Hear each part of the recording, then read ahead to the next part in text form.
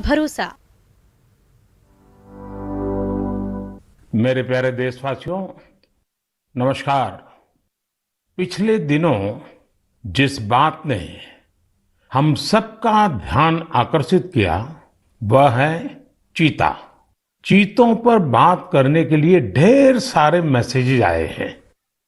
वह चाहे उत्तर प्रदेश के अरुण कुमार गुप्ता जी हो या फिर तेलंगाना के एन रामचंद्रन रघुराम जी, गुजरात के राजन जी हो या फिर दिल्ली के सुब्रत जी। देश के कोने कोने से लोगों ने भारत में चीतों के लौटने पर खुशियां जताई है। 130 करोड़ भारतवासी खुश है, गर्व से भरे हैं। यह है भारत का प्रकृति प्रेम। इस बारे में लोगों का एक कॉमन सवाल यही है कि मोदी जी, हमें चीतों को देखने का अवसर कब मिलेगा? साथियों, एक टास्क फोर्स बनी है। यह टास्क फोर्स चीतों की मॉनिटरिंग करेगी और ये देखेगी कि यहाँ के माहौल में वो कितने घुल मिल पाए हैं। इसी आधार पर कुछ महीने बाद कोई निर्णय लिया जाएगा और तब आप चीतों को देख पाएंगे। लेकिन तब तक मैं आप सबको कुछ कुछ काम सौंप रहा हूं।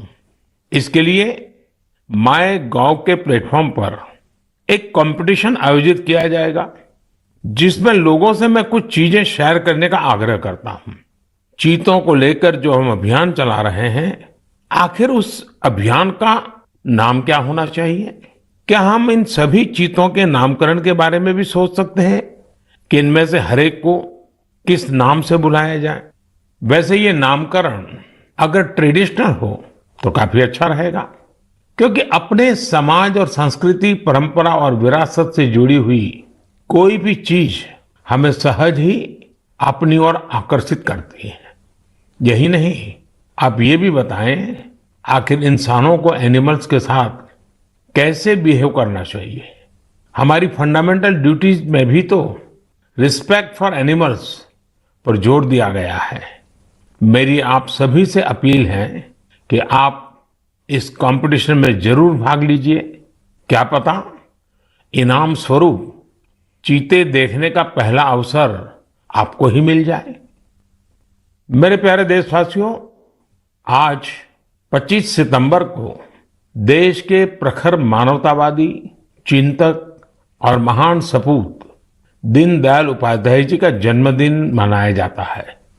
किसी भी देश के युवा जैसे जैसे अपनी पहचान और गौरव पर गर्व करते हैं, उन्हें अपने मौलिक विचार और दर्शन उतने ही आकर्षित करते हैं।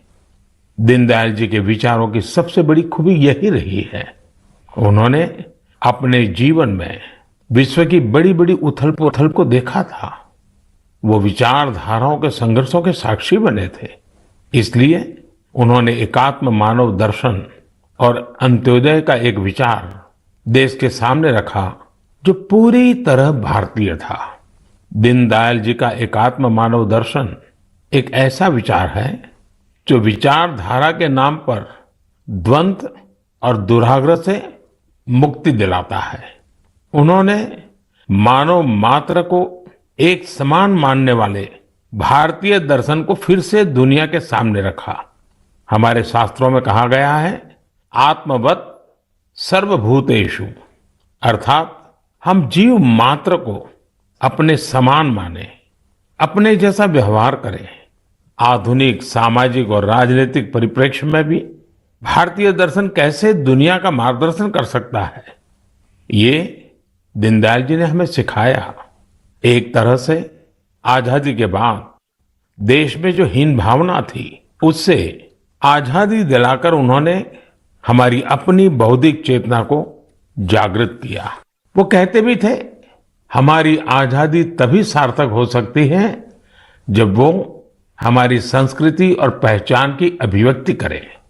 इसी विचार के आधार पर उन्होंने देश के विकास का विजन निर्मित किया था। दीनदयाल उपाध्याय जी कहते थे कि देश की प्रगति का पैमाना अंतिम पायदान पर मौजूद व्यक्ति होता है। आजादी के अमृत काल में हम दीनदयाल जी को जितना जानेंगे, उनसे जितना सीखेंगे, देश को उतना ही आगे लेकर जाने की हम सबको प्रेरणा मिलेगी। मेरे प्यारे देशवासियों, आज से 3 दिन बाद यानी 28 सितंबर को अमृत महोत्सव का एक विशेष दिन आ रहा है। इस दिन हम भारत मां के वीर सपूत भगत सिंह जी की जयंती मनाएंगे। भगत सिंह जी की जयंती के ठीक पहले उन्हें श्रद्धांजलि स्वरूप एक महत्वपूर्ण निर्णय किया है। यह तय किया है कि चंडीगढ़ एयरपोर्ट का नाम अब शहीद भगत सिंह जी के नाम पर रखा जाएगा। इसकी लंबे समय से प्रतीक्षा की जा रही थी। मैं चंडीगढ़, पंजाब, हरियाणा और देश के सभी लोगों को इस निर्णय की बहुत बहुत बधाई देता हूं। साथियों, हम अपने स्वतंत्रता सेनानियों से प्रेरणा लें, उनके आदर्शों पर चलते हुए उनके सपनों का भारत बनाएं। यही उनके प्रति हमारी श्रद्धांजलि होती है। शहीदों के स्मारक, उनके नाम पर स्थानों और संस्थानों के नाम हमें कर्तव्य के लिए प्रेरणा देते हैं। अभी कुछ दिन पहले ही देश ने कर्तव्य पथ पर नेताजी सुभाष चंद्र बोस की मूर्ति की स्थापना के जरिए भी ऐसा ही एक प्रयास किया है। और अब शहीद भगत सिंह के नाम से चंडीगढ़ एयरपोर्ट का नाम इस दिशा में एक और कदम है। मैं चाहूंगा अमृत महोत्सव में हम जिस तरह स्वतंत्रता सेनानियों से जुड़े विशेष अवसरों पर सेलिब्रेट कर रहे हैं, उसी तरह 28 सितंबर को भी हर युवा कुछ नया प्रयास अवश्य करे। वैसे मेरे प्यारे देशवासियों, आप सभी के पास 28 सितंबर को सेलिब्रेट करने की एक और वजह भी है। जानते हैं क्या है? मैं सिर्फ 2 शब्द कहूंगा, लेकिन मुझे पता है आपका जोश 4 गुना ज्यादा बढ़ जाएगा। ये 2 शब्द हैं सर्जिकल स्ट्राइक। बढ़ गया ना जोश? हमारे देश में अमृत महोत्सव का जो अभियान चल रहा है, उन्हें हम पूरे मनोयोग से सेलिब्रेट करें, अपनी खुशियों को सबके साथ साझा करें। मेरे प्यारे देशवासियों, कहते हैं जीवन के संघर्षों से तपे हुए व्यक्ति के सामने कोई भी बाधा टिक नहीं पाती। अपनी रोजमर्रा की जिंदगी में हम कुछ ऐसे साथियों को भी देखते हैं जो किसी ना किसी शारीरिक चुनौती से मुकाबला कर रहे हैं। बहुत से ऐसे भी लोग हैं जो या तो सुन नहीं पाते या बोलकर अपनी बात नहीं रख पाते। ऐसे साथियों के लिए सबसे बड़ा संबल होती है साइन लैंग्वेज। लेकिन भारत में बरसों से एक बड़ी दिक्कत ये थी कि साइन लैंग्वेज के लिए कोई स्पष्ट हाव भाव तय नहीं थे, स्टैंडर्ड्स नहीं थे। इन मुश्किलों को दूर करने के लिए ही वर्ष 2015 में Indian sign language research and training centre की स्थापना हुई थी। मुझे खुशी है कि ये संस्थान अब तक 10,000 वर्ड्स और एक्सप्रेशंस की डिक्शनरी तैयार कर चुका है। 2 दिन पहले यानी 23 सितंबर को साइन लैंग्वेज डे पर कई स्कूली पाठ्यक्रमों को भी साइन लैंग्वेज में लॉन्च किया गया है। साइन लैंग्वेज के तय स्टैंडर्ड को बनाए रखने के लिए राष्ट्रीय शिक्षा नीति में भी काफी बल दिया गया है।